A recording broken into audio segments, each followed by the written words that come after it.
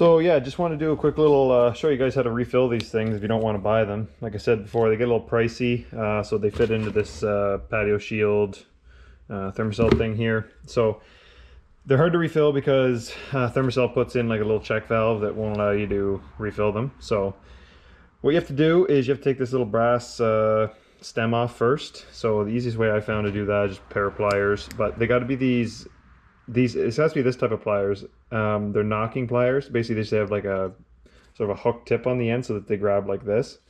And all you're going to do is you're going to reach right tight to the edge there, and as you can see, it's not actually touching that little black O-ring.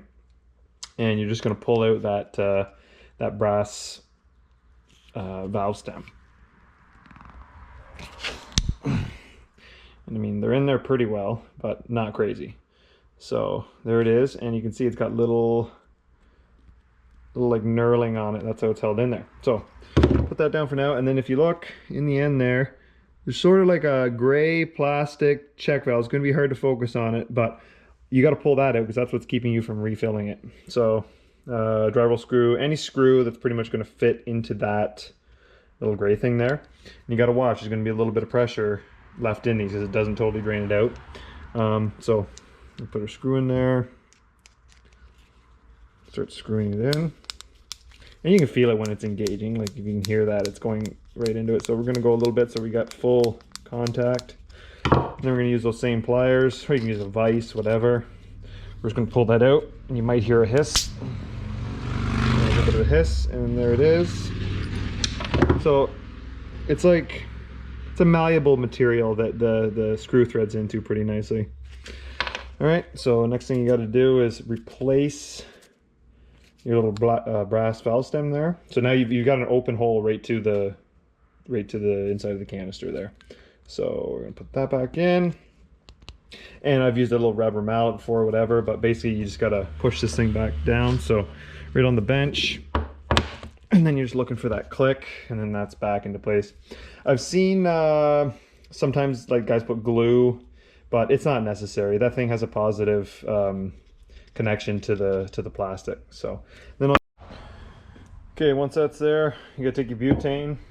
It's difficult to use these ones with this end, the standard end, because what you need to do is you need to push it down into the brass valve there, but you're also pushing a little down in there. There's a little spring-loaded end, so you got to push that down as well. So this is one I got from Canadian Tire. It has multiple tips. Canadian Tire is a store in Canada. So this tip right here is the one that's going to be closest to what you need, but you got to modify it a little bit. So it's number 5. I don't know if that's a universal number, but it's got a really tiny opening at the end, and even that is going to have to be modified slightly because, as you can see, it fits in there, but it just needs to be shaved down a little tiny bit. So we'll do that.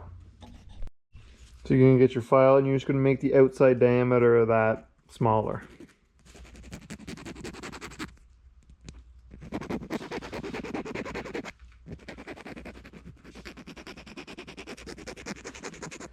Okay, so that's what it should look like when you're done. It's kind of like a pointed tip.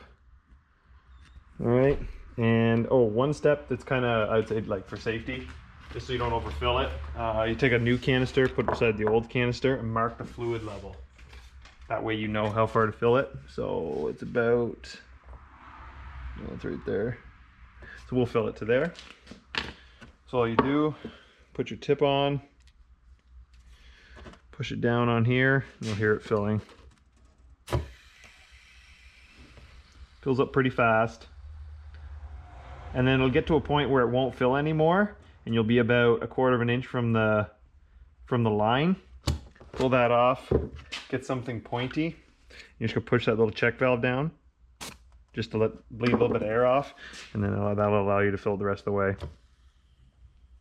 And we'll go to the line. It obviously slows down right at the end, and then there we go. And then if you look, you can see the fluid level in there. So that's the one we just did.